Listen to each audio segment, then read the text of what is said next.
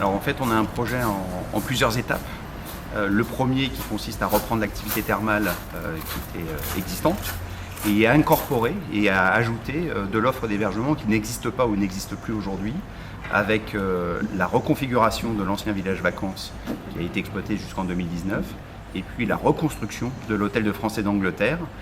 qui est un bâtiment historique de la ville de Salis de Béarn, auquel on va redonner vie en le reconstruisant totalement. L'ensemble du projet représente plus de 26 millions d'euros d'investissement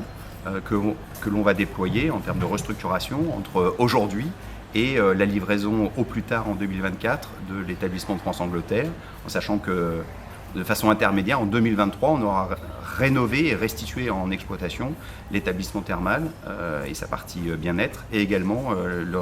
l'ancien village vacances totalement rénové. Mais le gros des travaux va commencer dès le mois de mars 2022, donc dans très peu de temps,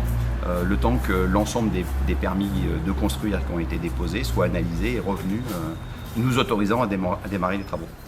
Alors, qu'est-ce que la ville de Salis peut apporter au groupe France Thermes ? D'abord, elle peut apporter une eau exceptionnelle, un environnement touristique et thermal exceptionnel. Et nous, on va incorporer dans cette très belle corbeille de mariée notre savoir-faire en matière de développement de l'offre thermale, c'est-à-dire en recherche et développement sur la partie médicale, en développement de l'offre bien-être, et également toute notre puissance en matière de commerce, de développement marketing et donc de rayonnement finalement de la destination et de l'offre thermale en France, en Europe et on espère peut-être même un peu ailleurs. C'est autour de la qualité de l'eau qu'on forge finalement notre expertise, à la fois qualité et quantité, donc qui nous permettent évidemment d'asseoir un développement. Et puis l'environnement thermal avec le savoir-faire très particulier puisque l'expertise des équipes des thermes permet aussi de concevoir un développement médical et bien-être particulier. Et puis tout l'environnement direct de Salis de Béarn qui est quand même très attrayant et qui permet un développement touristique relativement important. En réalité, on est dans un métier de service, donc